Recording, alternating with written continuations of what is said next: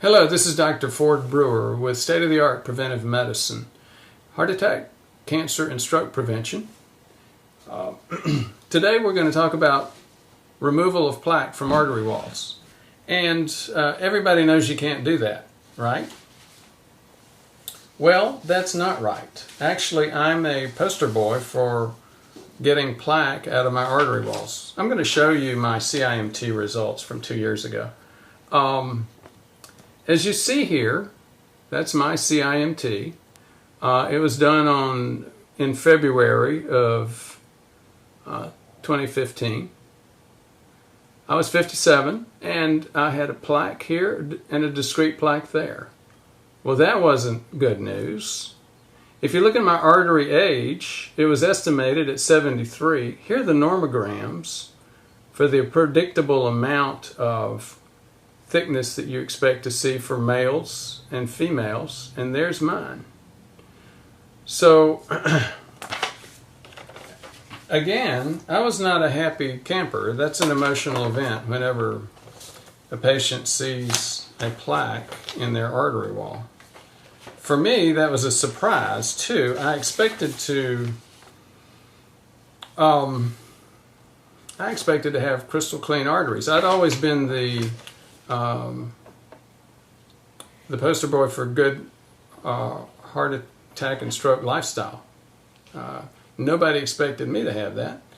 I started off as an ER doc very early, in my early 20s. Got very frustrated in seeing too many early heart attacks. Went to Johns Hopkins to learn prevention and ended up running the program in prevention. I've taught a couple of the past presidents of the American College of Preventive Medicine, and so I know prevention, and I've always basically practiced it. Good diet, good lifestyle, good exercise, all according plant-based diet, all according to the standard recommendations. Now, what I'm getting ready to show you is plaque, so you can understand what that is. You can see that in a couple of my other videos as well. To understand plaque, you need to understand the artery. There are two layers of the artery that we need to look at. One is the intima layer, the other is the medial layer. Normally, LDL, the small dense LDL particles, can go through this intima layer, and then when they do, they'll go straight on through the medial layer. In arteries that have inflammation, they lose the ability to pass through this medial layer. That's research, by the way, that's only just a couple of months old. It was done by a mentor and friend, Brad Bale, along with Amy Doneen and David Vigorist. So what you're looking for here in a CIMT is the carotid artery intima media thickness test. So again, that's where you're going to get plaque laid down. Let's look at it in terms of plaque progression. This end of the picture is a normal, healthy artery with very little plaque. As you see it progress, you get more and more plaque. One of the things you may notice is that the flow is not compromised until there is a way deep level of plaque here. So that's why flow studies like angiograms and stress tests are way too late. They don't really look at doing any kind of intervention, and they're intervention or surgery focused. And they don't look at that until you get a 50% occlusion. As you can see, this is with this kind of plaque, you still have very little occlusion. So we're saying, wait, move back up here and start thinking about the determinants, the things that make your plaques inflamed, the things that cause deposition of plaque. Here's a couple of views from patients that had heart attacks. This is the intima layer, that narrow layer, the lining. This is the media layer. So everything in between those two is plaque. So that's what they were measuring with me. They were measuring the thickness and saying, look, even though you're 72 years old, you've got enough plaque here to where you fit the normogram or the average of a 73-year-old. This shows another thing too. It shows inflamed plaque. What is inflammation of plaque? Inflammation of plaque is where your immune system attacks it. White cells go in, or immune cells go in with antibodies. They release enzymes. We can actually measure a couple of those enzymes, myeloperoxidase and plaque-2, in blood tests. This is what causes a heart attack, not this. This is a waxy, stable substance. This is a liquid. And as you see from here, the liquid, when they dried this sample for the microscope, retracted away from the slide.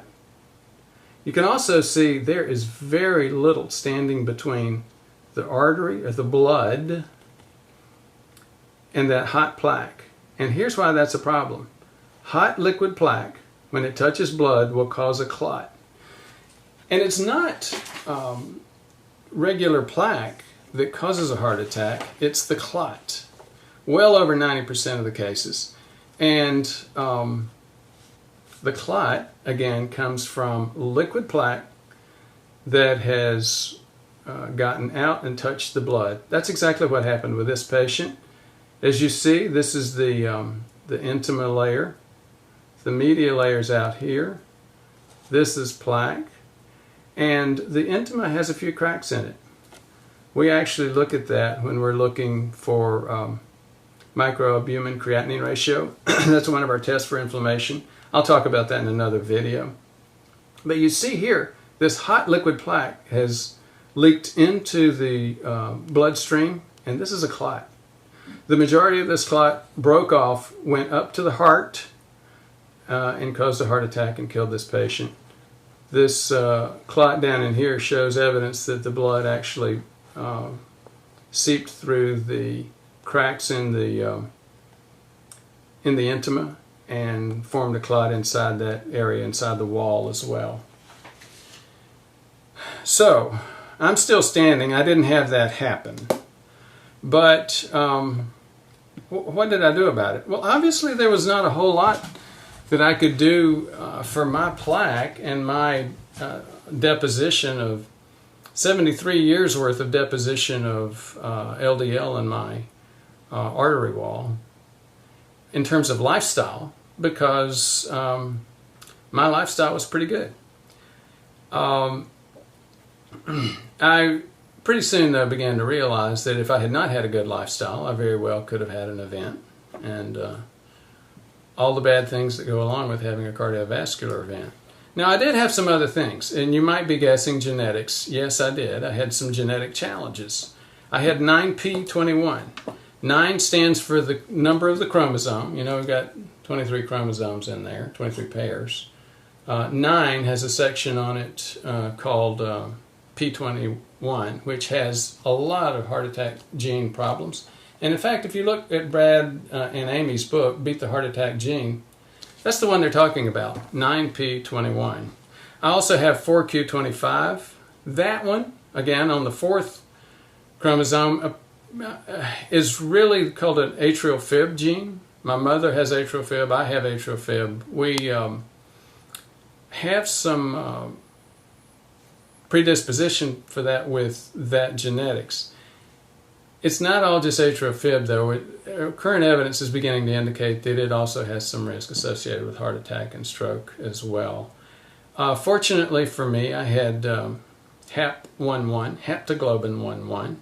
And again, I have a series of genetics on cardiovascular, or a series of videos on cardiovascular genetics. We can talk about those later. What else did I have? ApoE33, so not a lot of risk associated with ApoE4. Didn't have that allele or that gene. Did have high blood pressure. And as I've mentioned a couple of times before, I had insulin resistance.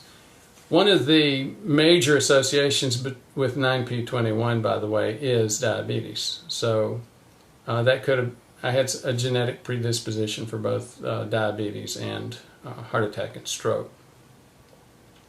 So what did I do? I did do a couple of lifestyle things. I did a little tune-up. I started eating salmon every day. I added to get omega-3s. I added niacin, which is a supplement, which improves HDL, decreases LDL, and decreases triglycerides. Niacin's an over-the-counter. You get up to about 2 grams, and it is the only thing that we have so far that has such a widespread effect on our cholesterol values. Was it the niacin? I don't think so. Well, it could have been. I think the niacin helped, but I don't think so. There were a couple of other medication modifications I made. One was Ramipril. I had high blood pressure. I was on an ARB. I switched to an ACE inhibitor. We've mentioned that before. We'll mention that again in other videos. ACE inhibitors, like statins, do more than what they're prescribed for. ACE inhibitors are prescribed for high blood pressure. They actually decrease inflammation, that process that causes arteries to lay down plaque. Likewise with statins, and I think that's where I made the biggest change. I had been avoiding taking statins, like most of my patients, because of the side effects that I'd heard of. I went ahead, bit the bullet, and took Crestor. Took a very low dose of Crestor, 5 milligrams. I could take a lower dose. The lower doses impact inflammation. They don't impact diabetes at the lower doses. And I think that's what made the difference. Oh, by the way, what was the difference? A year ago, my plaque age, my artery age was 59. And a few months ago, my artery age was 52. So, you can't reverse plaque, right? I don't believe that. Thank you.